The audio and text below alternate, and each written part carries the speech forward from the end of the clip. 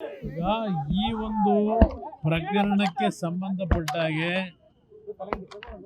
ಈಗಾಗಲೇ ನಮ್ಮ ರಾಷ್ಟ್ರೀಯ ಅಧ್ಯಕ್ಷರು ದೇವೇಗೌಡರು ಮತ್ತು ನಾನು ಎಲ್ಲೇ ಇದ್ದರೂ ಬಂದು SITಗೆ ಹಾಜರಾಗಿ ತನಿಖೆಗೆ ಸಹಕಾರ ಕೊಡಬೇಕು ಅಂತಕ್ಕಂಥ ಒಂದು ದೇವೇಗೌಡರು ಎಚ್ಚರಿಕೆಯೂ ಕೊಟ್ಟಿದ್ದಾರೆ.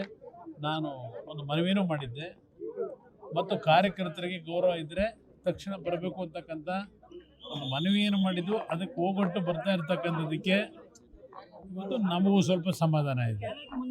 ಅದರಿಂದ ಮುಂದಿನ ದಿನಗಳಲ್ಲಿ ಪ್ರಕ್ರಿಯೆಗಳೇನಾಗಬೇಕು ಆಗುತ್ತೆ. ಸರ್, ನನ್ನ ವಿರುದ್ಧ ಷಡ್ಯಂತ್ರ ಮಾಡಿದರೆ ಎಲ್ಲವನ್ನೂ ನಾನು ತನಿಖೆಯಲ್ಲಿ ಅವೆಲ್ಲ ಹೊರಗಡೆ ಬರಬೇಕು. ಸತ್ಯಾಂಶಗಳೇನಿದೆ, ಯಾರ್ಯಾರ ಪಾತ್ರಗಳು ಏನಿದೆ, ಇದೆಲ್ಲ ಹೊರಗಡೆ SITಯ ತನಿಖೆ ಈಗೇನು ಮಾಡ್ತಾ ಇದ್ದಾರೆ ನೋಡೋಣ ಎಲ್ಲಿಗೆ ತಂದು ನಿಲ್ಲಿಸ್ತಾರೆ.